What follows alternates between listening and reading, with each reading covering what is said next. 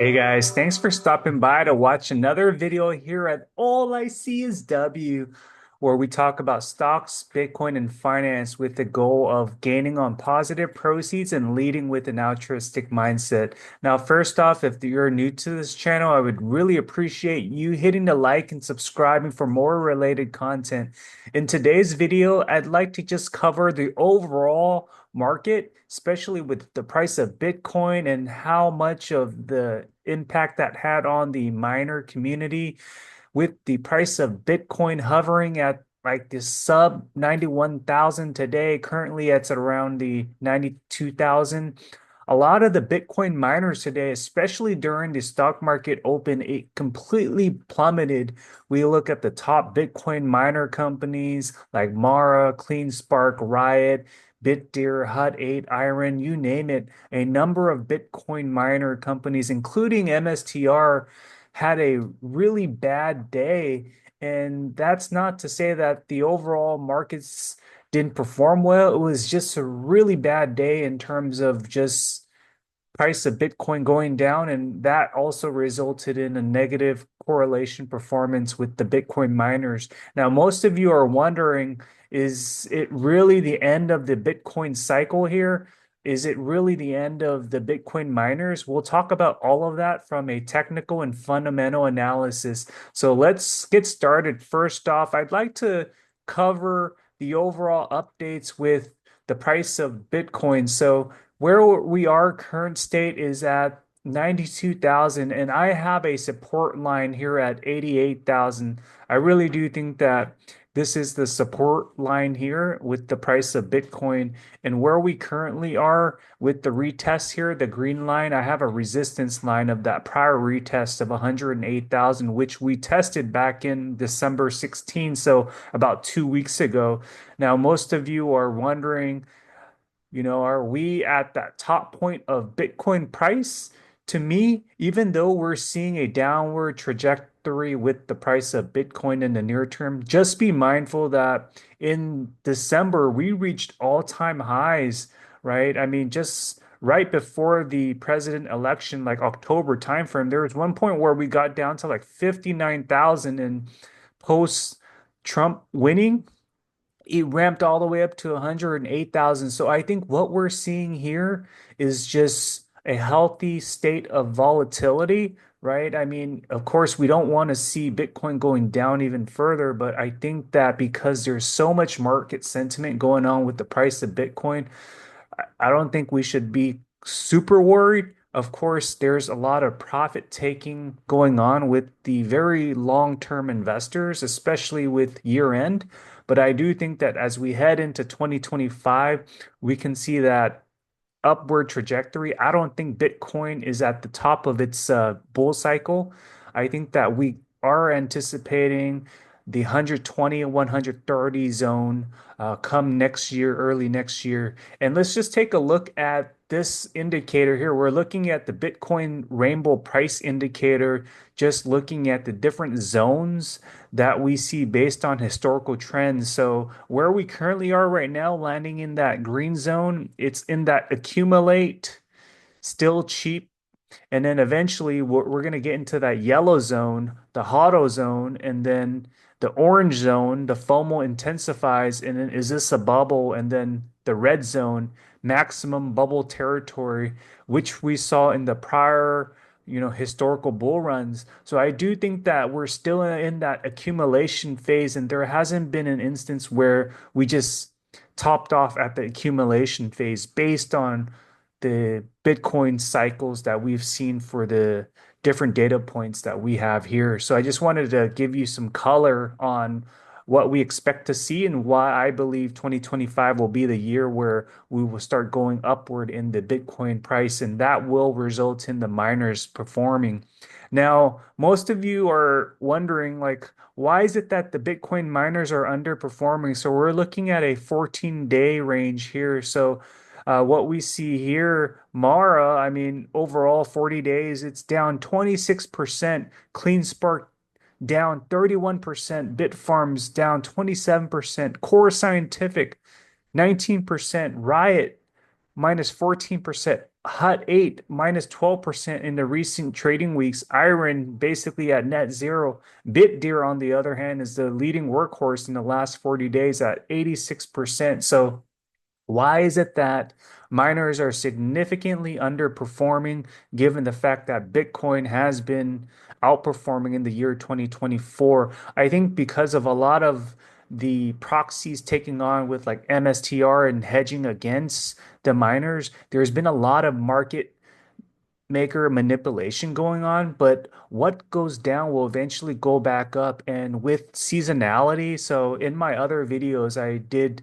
a deep dive on like Mara and Riot, and what we see is that the current year's performance may not necessarily be the same consistent output in the future year's performance. So we did see a degree of like non-consecutive performance. So back in 2021, Mara performed well, and in 2022, it was a huge underperformance. But following that year, 2023, we saw a bounce back. So there hasn't been any consecutive, consistent performance that we've seen with these miners. Given the fact that we've underperformed in 2024, I'm forecasting that we're going to see that seasonality where underperformance will then result in overperformance in the year 2025, at least for these underperforming miners. And definitely do think these stocks are undervalued. Not to say that Bitdeer is overvalued, but I would rather prefer the ones that are significantly underperforming here. And just looking at more details here, Bitcoin holdings of public Bitcoin miners. So Marathon Digitals, I mean, they have the highest HODL count. I think current state, they're like at 44,000 Bitcoins to date. It's a little bit outdated here with what we see here, but Riot Platforms, they're like close to 18,000. And I think in the next couple of days, we're going to see news with December data. So it'll be interesting to see what the HODL count is.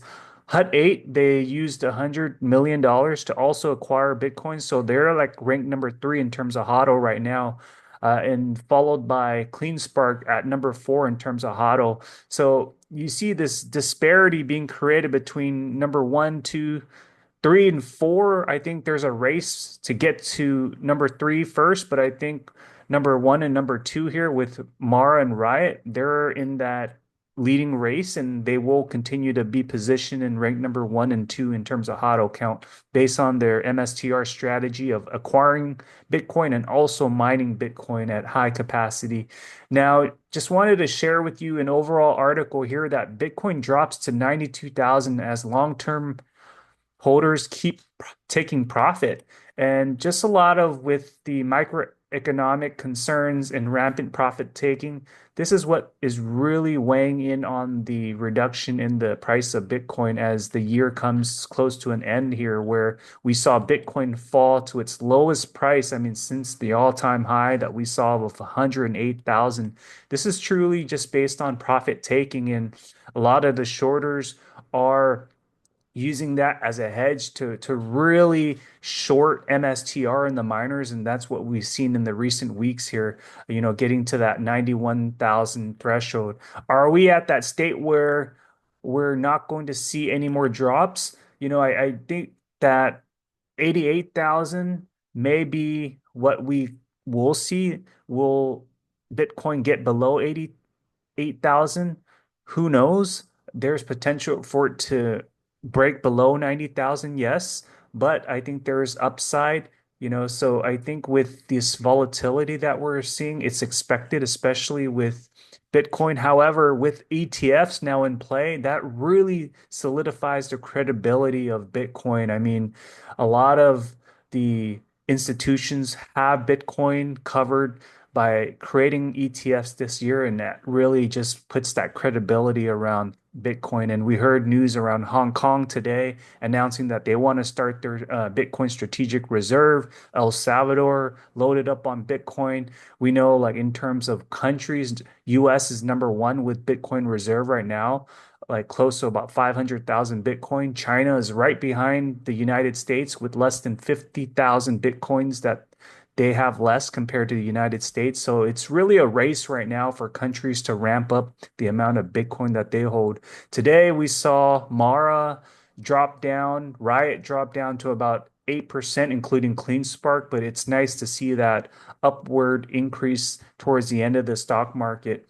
Now, just wanted to share with you just Bitcoin mining difficulty hits record high. We do recognize that over time, Bitcoin mining will continue to increase, and the difficulty has grown 24% over the past 90 days, and it has added 52% since the start of the year. I think that's expected because of the Bitcoin halving that took place, along with how much Bitcoin is available to mine. There's about less than 1.5 million Bitcoins available to mine.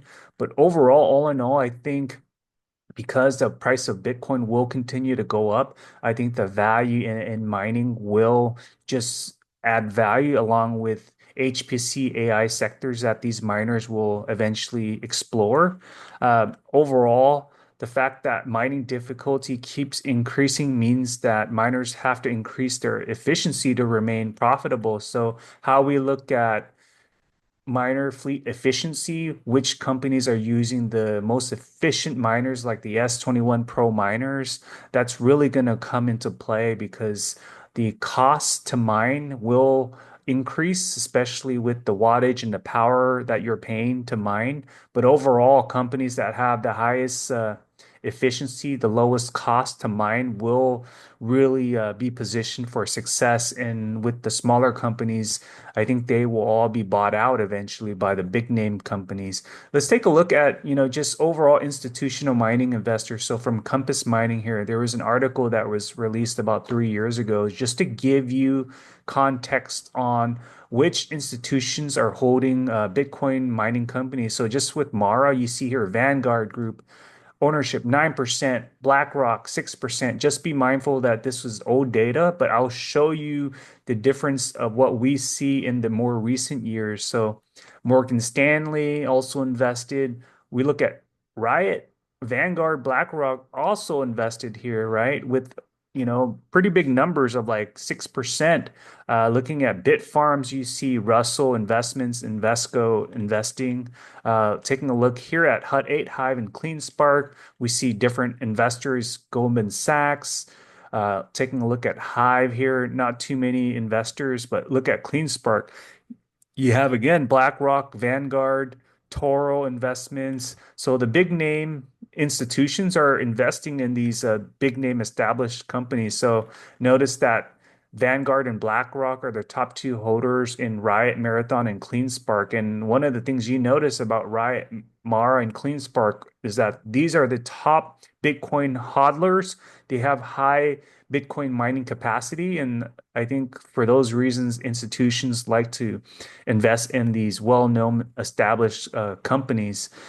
Taking a look at the top five shareholders across Bitcoin mining companies, Mara, Riot, CleanSpark, you see Vanguard, BlackRock, consistent across the board, along with just with all these different investors, right?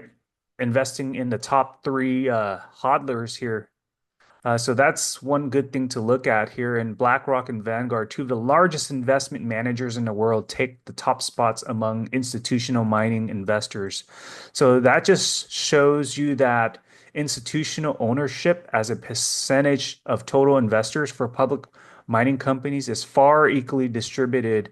And the percentage of institutional ownership for some mining companies suggests that institutions are rather bullish on Bitcoin mining as an economic sector. Let's take a look at the recent data here. So I just wanted to give you some color on what's happening on the back end with institutional ownership as they're increasing their shares. So what we saw was like 2021 data, but look at the recent years of 2022, 2023, 2024, a significant ramp up with acquiring more shares from institutions. So Vanguard, BlackRock, they're loading the boat here, at least what we're looking at for Riot.